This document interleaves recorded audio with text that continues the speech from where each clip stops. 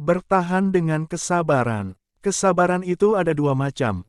Sabar atas sesuatu yang tidak kau ingin dan sabar menahan diri dari sesuatu yang kau ingini. Sabar itu gak ada batasnya. Kalau ada batasnya berarti gak sabar.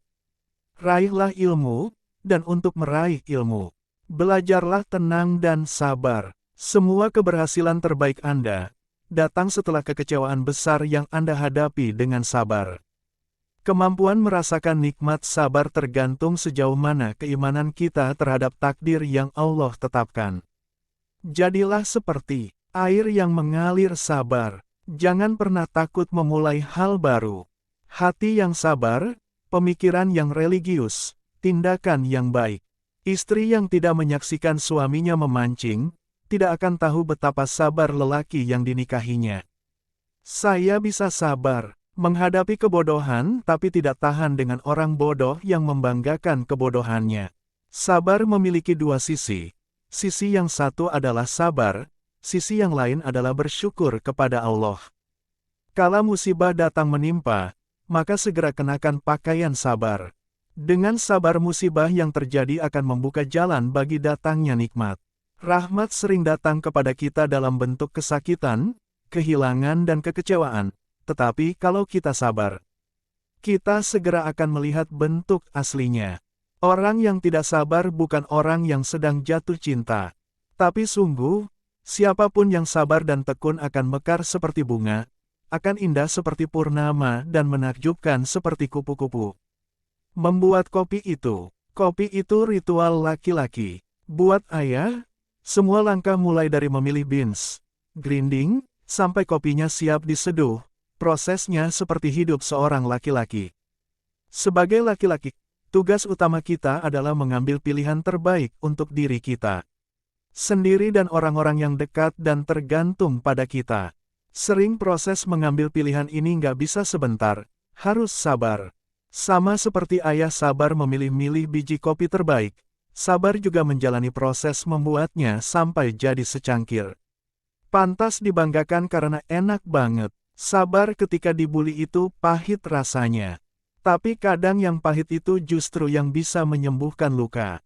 Jangan sepelekan murkanya orang sabar dan kecewanya orang yang sudah menjaga, menyayangi, mencintai kita dengan tulus. Karena perasaan orang yang sudah kecewa akan sulit diobati. Siapa yang sabar dia akan meraih apa yang diinginkannya. Soalnya kini ialah menunggu. Menunggu dengan sabar. Yang mereka perlukan ialah waktu.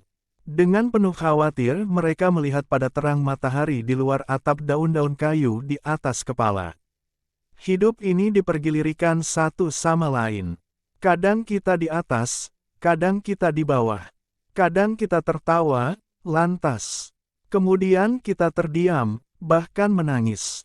Itulah kehidupan. Barang siapa yang sabar, maka semua bisa dilewati dengan hati lapang. Hidup ini sudah ada yang ngatur. Kita cuma menjalani apa yang sudah digariskan sama Gusti Allah. Harus sabar dan menerima. Dengan lapang dada, hidup naik turun. Kita yang harus siap. Saat susah kita harus tetap sabar. Sebaliknya kalau kita sedang senang, kita jangan sombong. Gunting kalah dengan batu, batu kalah dengan kertas. Kertas kalah dengan gunting. Orang cerdas, orang kuat, orang kaya, semua kalah dari orang sabar. Memang begitulah para perempuan penjaga adat, sabar, kuat dan sangat eksotis. Belum mengenal, sudah menolak. Belum tahu, sudah bicara banyak. Kita kadang malas belajar, namun merasa lebih tahu. Dan kurang sabar. Allah tidak pernah mengatakan bahwa jalan hidup akan mudah. Tapi, Dia mengatakan, Aku akan bersama dengan mereka yang mau bersabar.